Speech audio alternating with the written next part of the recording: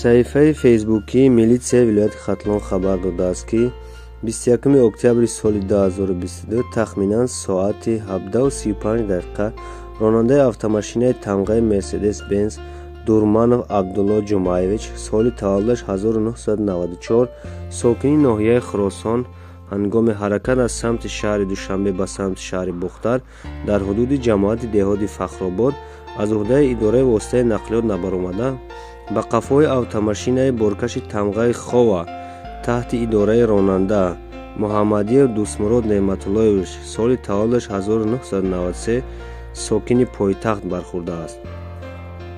дар натиҷа ронандаи автомошинаи тамғаи Мерседес-Бенз Дурманов А.Ҷ.